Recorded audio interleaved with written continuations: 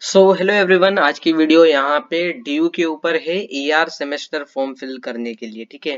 कई बच्चों की यहाँ पे थोड़ा सा एक्सप्लेन कर दूं भाई, पोर्टल पे मैं आपको समझाता हूँ कैसे फिल होगा। सबसे पहली चीज यहाँ पे ईआर का फॉर्म हो या इम्प्रूवमेंट का फॉर्म हो, ठीक है।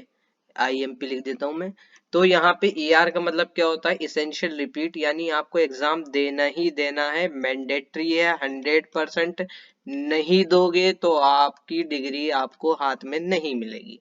सिंपल चीज है।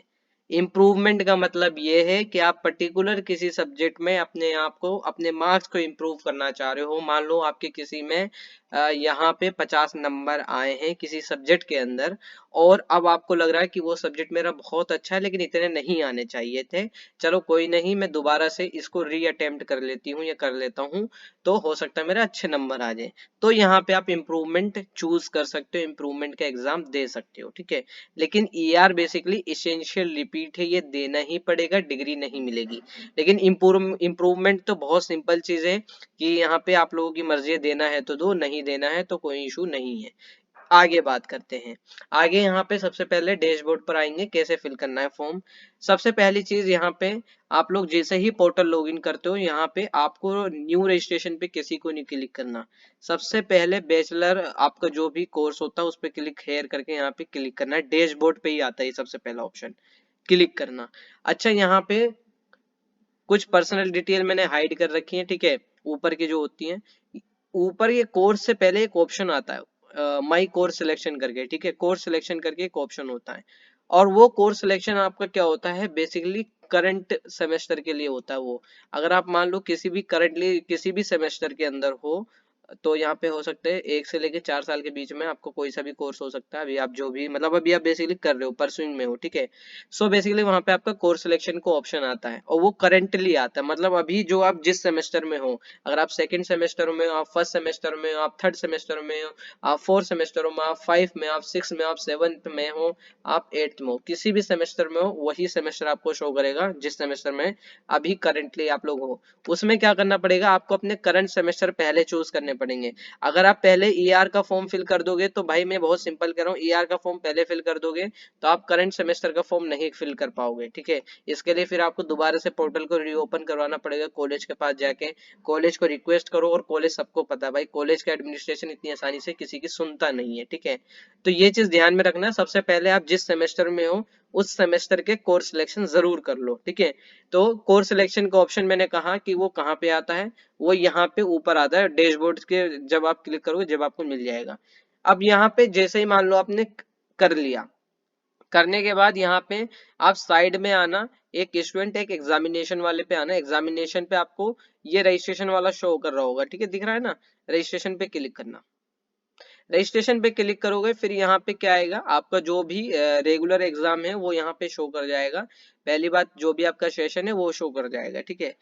यहाँ पे click here for examination form पे क्लिक करना है, क्योंकि अभी आपने करंट सेमेस्टर के एग्जामिनेशन क्लिक कर लिए, कोर्स सिलेक्शन कर लिए, क्योंकि कोर्स सिलेक्शन मैंडेटरी है। अभी जो जिसमें आप जिस सेमेस्टर में पढ़ रहे हो उसका सिलेक्शन आपने कर लिया। फिर यहाँ पे click here for the examination form, click, ठीक है। तो जैसे आप क्लिक करोगे, यहाँ पे क्लिक करना, नॉट एप्लीकेबल। अगर आप एप्लीकेबल हो तो कर सकते हो, मैं नहीं हूं भाई, ठीक है। अब मान लो यहाँ पे क्या आएगा, यहाँ पे आपको इस तरीके से ऑप्शन आएगा, इम्प्रूवमेंट, पास पास पास पास सब में आ रहा है, ठीक है। मैं पास हूँ, लेकिन आपको इम्प्रूवमेंट देना तो दे सकते हो। लेकिन कई, मैंने कहा दोबारा से कि कई बच्चे होते हैं भाई कि नहीं यार मुझे तो नहीं देना। यहाँ पे इसेंशियल रिपीट आता लिखा उनके लिए, तो इसेंशियल रिपीट के आगे टिक करना। अब मान लो और चीज एक्सप्लेन यहाँ पे कर देता हूँ, इस कॉलम में आपने जो यहाँ पे ऊपर जो पहले कोर्स सिलेक्शन मैंने कहा था, अभी आपको करंट वाले शो करने हैं ना। करंट वाले जैसे ही सिलेक्ट करोगे, देन उसके बाद ये ऑप्शन आपको उसके साथ ही अटेम्प्ट करने हैं। आपको करंट जो भी आपके कोर्स सिलेक्शन होंगे जिस सेमेस्टर में आप पढ़ रहे हो, यानी मान लो फोर्थ सेमेस्टर में आप पढ़ रहे हो, तो चलो मैं फोर्थ कह रहा हूँ, चलो मैं मान लेता हूँ 8 सेमेस्टर में आप पढ़ रहे हो, ठीक है। तो 8 सेमेस्टर के जो 7 सब्जेक्ट होंगे या 5 सब्जेक्ट होंगे वो आपको शो हो जाएंगे, और उस पे सभी पे ऐसे टिक करना है। ये मैं जस्ट आपको एग्जांपल दिखा रहा हूँ टिक करके, हालांकि ये 6 सेमेस्टर का है, मैं एग्जांपल दे रहा हूँ। तो मान लो आपने 5 सेमेस्टर के, ये अभी आपके करंट वाले हो जाएंगे, ठीक है।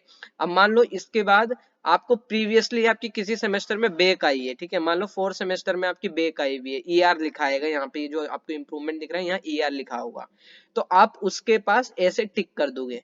लेकिन अगर आपको ईआर नहीं लिखा, इंप्रूवमेंट लिखा है, और अच्छा कई इशू, एक और इशू होता है कि भाई मेरी तो ईआर आई है और वहां पे आ रहा है इंप्रूवमेंट लिखा, ठीक है, तो ये एक टेक्निकल ग्लिच है, ये मत सोचना कि ये ऐसा ही है, ठीक है। रिजल्ट में अगर आपका ईआर है तो दैट मींस ईआर ही है आपका, और उसको देना पड़ेगा। टेक्निकल ग्लिच हो सकती है, हो सकता है इंप्रूवमेंट लिखा आ रहा हो, ठीक है, कोई इशू नहीं है, तो यहाँ पे टिक कर देना है।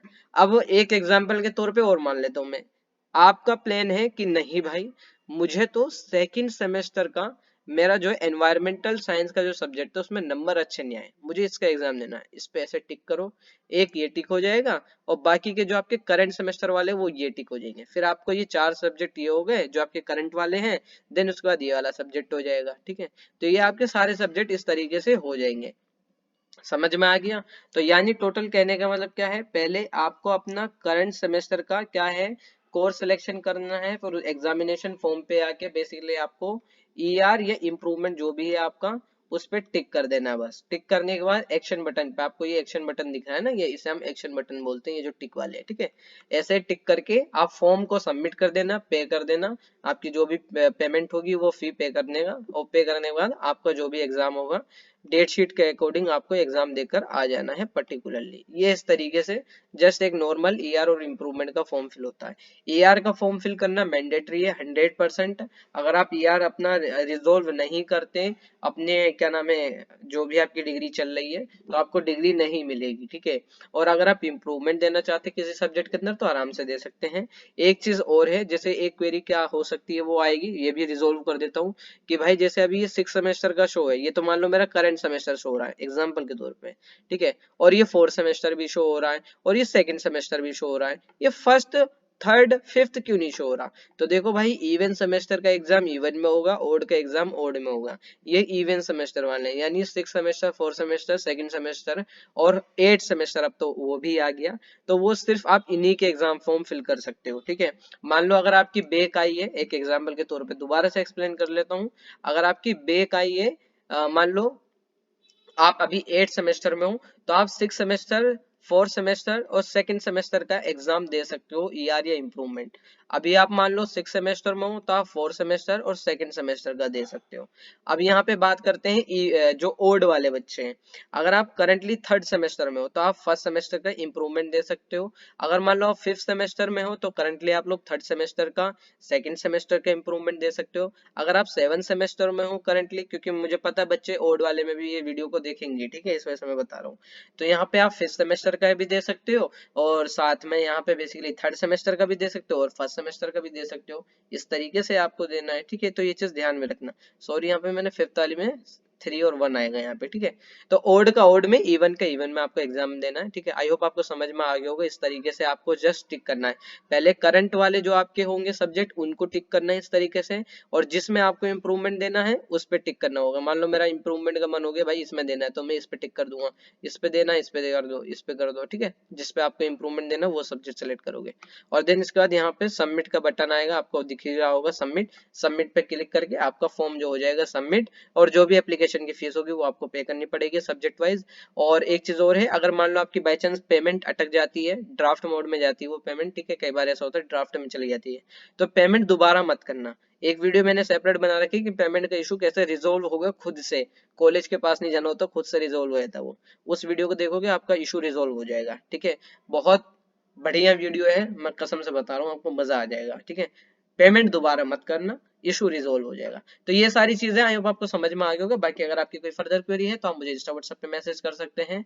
ड्यू का एकेडमिक व्हाट्सएप चैनल आप ज्वाइन कर लो, वहां पे आपको मैं सारी अपडेट देता रहता हूँ। बाई चांस कोई फर्दर क्वेरी है तो आप मुझे व्हाट्सएप पे मैसेज कर सकते हो, नंबर आपको पिन कमेंट डिस्क्रिप्शन में मिल जाएगा, इंस्टाग्राम की आईडी भी आपको पिन कमेंट डिस्क्रिप्शन में मिल जाएगी, आप मैसेज आराम से कर सकते हो।